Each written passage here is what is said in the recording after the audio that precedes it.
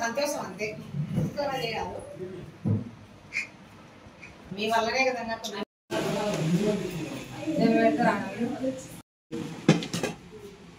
Sweet cup లో ప్లేట్లో పెట్టి పెట్టండి.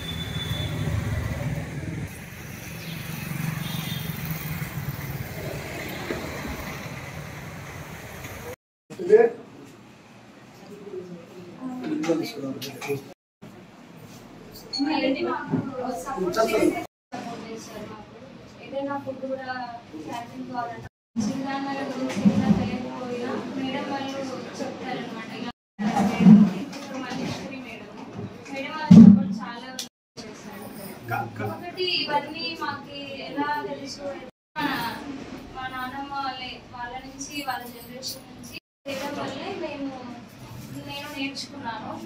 ఆమె అన్ని సో వాళ్ళు మామూలుగా వాళ్ళ పెద్దల నుంచి కూడా ఇవన్నీ స్టార్ట్ చేయాలి.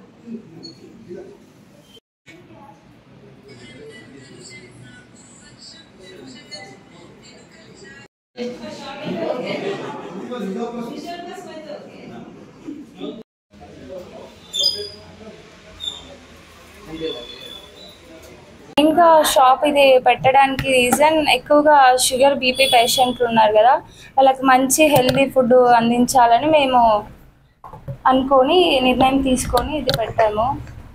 అన్నీ దొరుకుతాయి. కొర్రలు, అరికెలు, సామలు, ఊదలు, అండు కొర్రలు, జొన్నలు, సద్దలు, రాగులు, వాటితోనే మేము మార్నింగ్ ఈవినింగ్ టిఫిన్స్ చేస్తాము. ఇంకా స్వీట్ ఐటెం ఉంటుంది. ఒక్కో రోజు ఒక్కో పొంగల్ పెడతాము. ఒకరోజు కొర్రలతో, ఇంకో రోజు అరికెలు, సామలు, ఊదలు అలాగా. ఈవినింగ్ వచ్చేసి బిస్మిల్లాబాతు, కిచిడి ఉంటుంది.